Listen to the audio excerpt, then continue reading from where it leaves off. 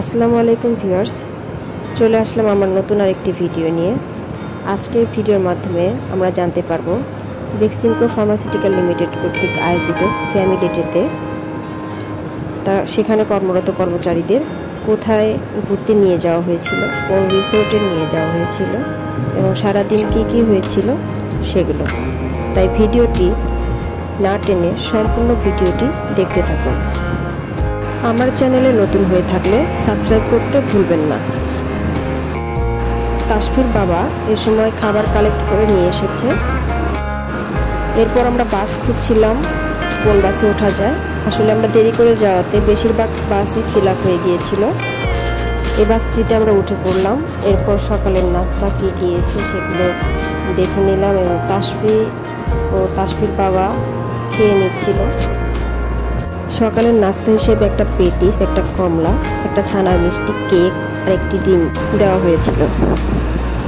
আমাদের বাস ছেড়ে দিয়েছে। আমাদের গন্তব্য গাজীপুরে অবস্থিত মেঘের ছায়া রিসোর্ট। বেক্সিমকো ফার্মাসিউটিক্যাল লিমিটেডের প্ল্যান্ট থেকে রিসোর্ট পর্যন্ত পৌঁছাতে আমাদের বেশি সময় লাগেনি। আমরা চলে এসেছি আমাদের রিসোর্টে।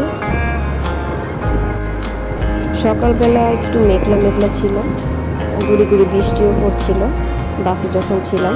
বাস থেকে নামার পর আবহাওয়াটা একটু বৈরী ছিল।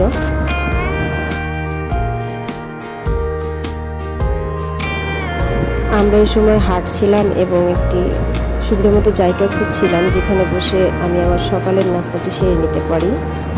এখানে সুন্দর দৃষ্টিনন্দন একটি ফোয়ারা আছে। এর পাশেই রিসোর্টে স্টে করার জন্য কিছু কামরা রয়েছে। আমরা ভাবছিলাম যে কোনো একটা কামরায় ঢুকে খাবারগুলো খেয়ে নেব।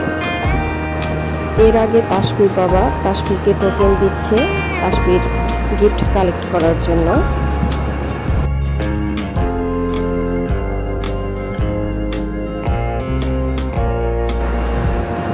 টোকেন দিয়ে তাসফির তার গিফটটা কালেক্ট করে নিচ্ছে।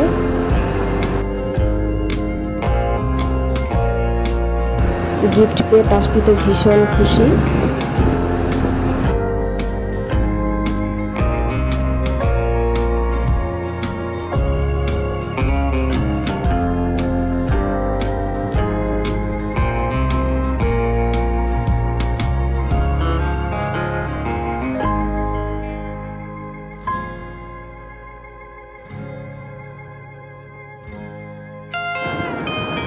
এরপর আমরা রুম খুঁজছিলাম যে কোথাও বসে একটু সকালের নাস্তাটা করে নেব, কিন্তু দুর্ভাগ্যবশত আমরা একটি রুমও খালি পাইনি, সবাই দখল করে নিয়েছে।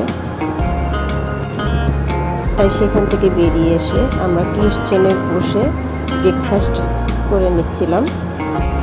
এই সময় তাসফি দোলনায় বসে খেলা করছিল। প্রথমে এরকম অগোছালো পরিবেশ দেখে কিচেনটি আমার ভালো লাগছিল না। পরবর্তীতে কর্তৃপক্ষের কাছ থেকে জানতে পারলাম এই জায়গাটির সংস্কার কাজ চলছে। বৈরী আবহাওয়ার কারণে সবার দর্শনার্থীর যাতে অসুবিধা না হয় সেজন্য এই কিচেনটি খুলে দেওয়া হয়েছিল। তাসফি তো ভীষণ খুশি। দেখুন তাসফি কতটা খুশি, সে ভীষণ মজা পাচ্ছিল ওই খেলাটি খেলে। বাচ্চাদের স্বভাবই এটা, সমবয়সী কাউকে পেলে তারা ভীষণ খুশি হয়।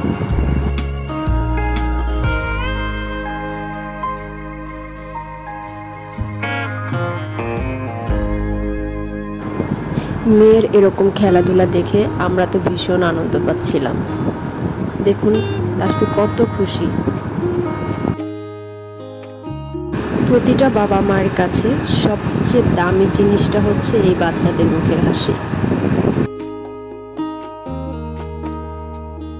তাই বাচ্চাদের মুখের হাসি ফোটানোর জন্য হলেও সময় হাতে নিয়ে বাচ্চাদের নিয়ে একটু ঘুরে বেড়ানো উচিত, তাদেরকে সময় দেওয়া উচিত, তাদের সাথে খেলা করা উচিত।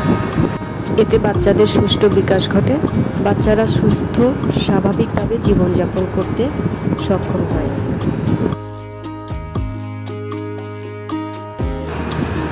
এজন্যই বোধহয় মেয়েরা বাবা প্রেমী হয়। বাবারা মেয়েদের ভীষণ আগলে রাখে। এই যে তাসফির বাবা এই দিনটাতে 1 মিনিটের জন্য মেয়ের হাত ছাড়েনি। প্রতিটা সময় মেয়েকে দিয়েছে, মেয়ের সাথে খেলা করেছে। মেয়ের জন্য নিজেই যেন শিশু হয়ে গিয়েছিল সেদিন।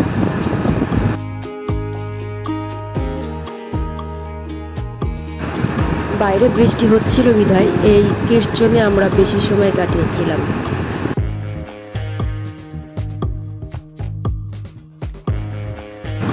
ভেবেছিলাম ফোয়ারার সামনে দাঁড় করিয়ে মেয়ের কিছু ছবি তুলব, কিন্তু আমার মেয়ে একদমই স্থির না, ও কখনোই স্থির থাকে না, ছবি উঠতে চায় না। তাই এই ভিডিওগুলো আমার করা। ও সবসময় দৌড়াদৌড়ির উপরেই থাকে। এই যে যেমন ফ্লাওয়ারগুলো দেখে এখানে ছুটে এসেছে ফ্লাওয়ারগুলো দেখতে।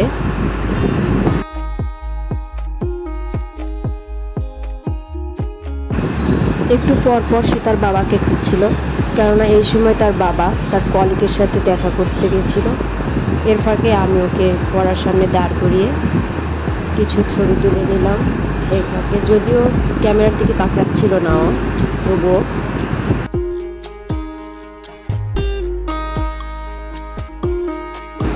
এরপর আমরা চারপাশটা ঘুরে ঘুরে দেখছিলাম কোথায় কি আছে। ঘুরতে ঘুরতে এই জায়গাটাতে আসার পর দেখতে পেলাম এখানে 2-3টা বানর ছিল। বানর দেখাচ্ছে তাসফিকে তাসফির বাবা।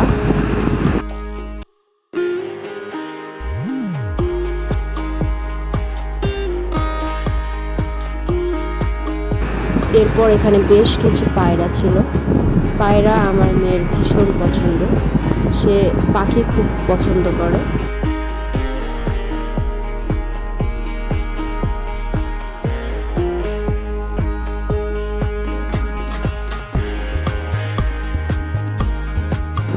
ওই যে 2টো খরগোশ দেখা যাচ্ছে, পাশেই ছিল মোরগ, মুরগি, কিছু পাখি।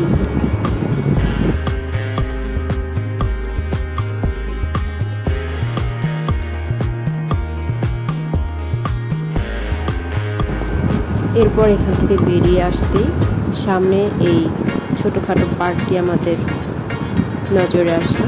এখানে বেশ কিছু রাইডস ছিল বাচ্চাদের জন্য। বাচ্চারা খুব মজা করে রাইডসগুলো উপভোগ করছিল।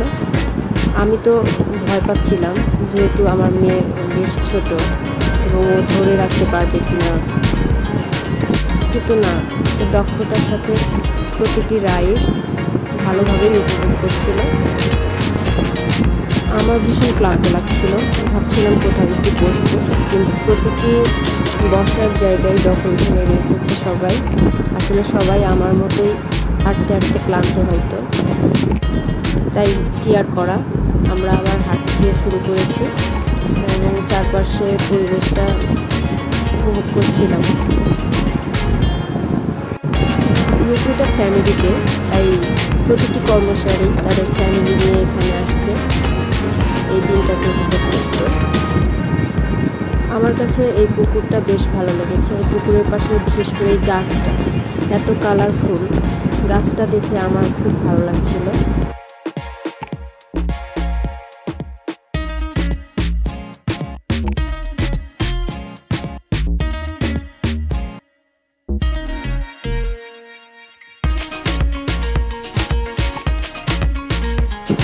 এখান থেকে একটু সামনে এগিয়ে গেলে ছোট্ট একটা মাঠ আছে। আমরা ভাবছিলাম মাঠে গিয়ে তাসফিকে দিয়ে একটু বল খেলাবো, বাট বৃষ্টির কারণে মাঠ ভেজা ছিল, তাই একে নিয়ে আর বল খেলা হয়নি। এখানে কয়েকটা টায়ারের দোলনা ছিল, বাট প্রতিটি দোলনায় ফিল আপ ছিল, কেউ না কেউ বসে দোল খাচ্ছিল।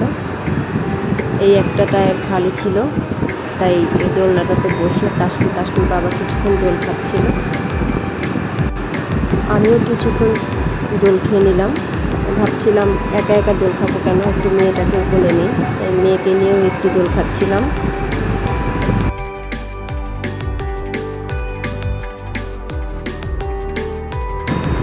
তাসফি তার বাবার কলিগের কোলে, অর্থাৎ ওর আঙ্কেলের কোলে উঠে আকাশ দিয়ে প্লেন যাচ্ছিল তাই দেখছিল।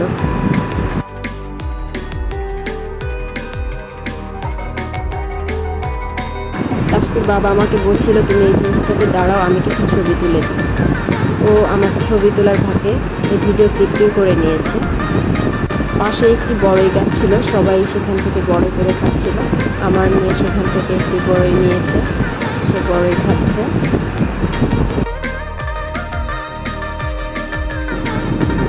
এই সবুজ গাছ খুব ভালো লাগে আমার। যেহেতু বৃষ্টি হয়েছে, বৃষ্টির পরপর গাছগুলো আরও সজীব হয়েছিল।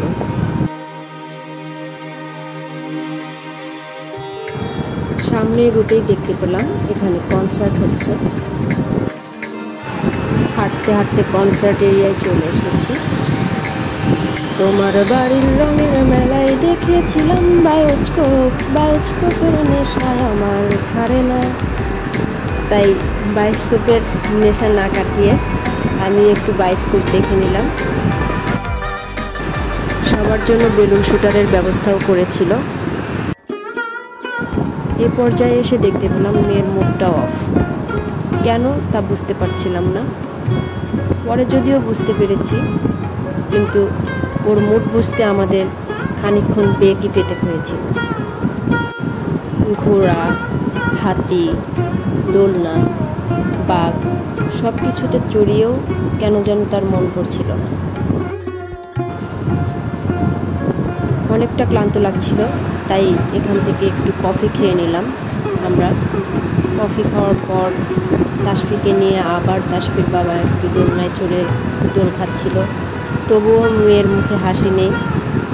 মেয়ের মুখে হাসি ফোটানোর জন্য অনেক কিছুই করা হচ্ছে, বাট মেয়ে হাসছে না। কেন যেন রাগ করেছে আমাদের উপর। একটা সময় আমার মনে হলো ও হয়তো সেই রঙের বক্সটির জন্যই এরকম করছে, কেননা আমি রঙের বক্সটা ব্যাগে তুলে রেখেছিলাম। রঙের বাক্সটি হাতে পাওয়ার পর মেয়ের মুখে হাসি ফুটেছিল এবং স্বাভাবিক আচরণ করছিল। তখন অনেকটা পথ হেঁটেছি। হাঁটতে হাঁটতে আমি ভীষণ ক্লান্ত, তাই আমি ভাবছিলাম কোথাও বসবো। অবশেষে বসার একটা জায়গা পেয়েছি। ওই যে ছোট্ট একটা কামরাঙ্গা গাছের নিচে বসার জায়গাটা, সেখানে যেয়ে আমি তাসফির বাবা বেশ কিছুক্ষণ বসে জিরিয়ে নিয়েছিলাম। জিরিয়ে নেওয়ার পর তাসফির বাবা আমাদের জন্য আইসক্রিম কালেক্ট করতে গিয়েছিল। আইসক্রিম পেয়ে আমার মেয়ে মহা খুশি। নিজে নিজে আইসক্রিম খোলার চেষ্টা করছিল। ওর পোশাক নষ্ট করে ফেলবে, তাই আমি ওর বাবাকে বললাম আইসক্রিম খুলে দিতে। আইসক্রিমের কাগজ ছাড়িয়ে তাসফির বাবা তাসফিকে আইসক্রিম খাওয়াচ্ছে। আমি বসে বসে আইসক্রিম খাচ্ছিলাম। সেই সময় তাসফির বাবা তাসফিকে নিয়ে গিয়ে দুপুরের খাবার নিয়ে আসছিল এবং আমার কাছে খাবারগুলো রেখে ও নামাজে চলে গিয়েছিল।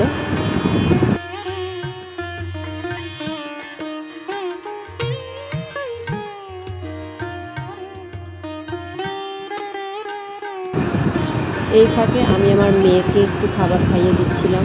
এই যে পায়েস, আমার মেয়ে পায়েস ভীষণ পছন্দ, বিশেষ করে দুধ জাতীয় খাবার ওর খুব পছন্দ, যেমন মিষ্টি, দই, পায়েস, সেমাই এগুলো ওর ভীষণ পছন্দ। ঝাল খেতে চায় না, কিন্তু মিষ্টি খুব ভালো খেতে পারে সে, একদম ওর বাবার মতো।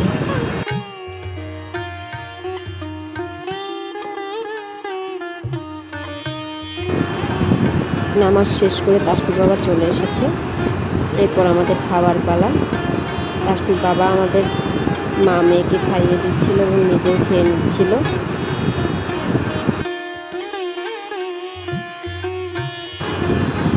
খাওয়ার শেষে তাসফির বাবার সাথে আবারও খেলায় ব্যস্ত। আমিও বেশ কিছুক্ষণ দোল খেয়ে নিচ্ছিলাম এর ফাঁকে। এরপর আমি, তাসফির এবং তাসফির বাবা তিনজন মিলেই দোল খাচ্ছিলাম। আর ওই যে দূরে কনসার্ট হচ্ছে, সেই কনসার্ট উপভোগ করছিলাম। কর্মব্যস্ততায় কেউ কাউকে সময় দিতে পারে না।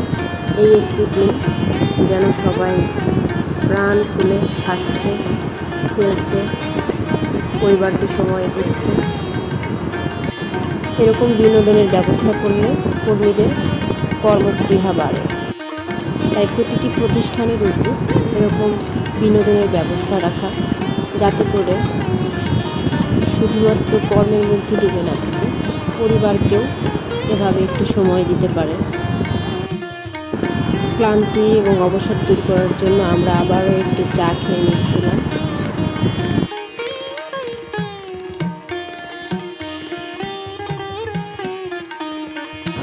এখানে র্যাফেল ড্র চলছিল, এর মাধ্যমে সকল কার্যক্রম শেষ হয়ে গিয়েছিল। আজকের মতো এখানেই বিদায় নিচ্ছি। পরবর্তী ভিডিও আসা পর্যন্ত সবাই সুস্থ থাকুন, ভালো থাকুন। আল্লাহ হাফেজ।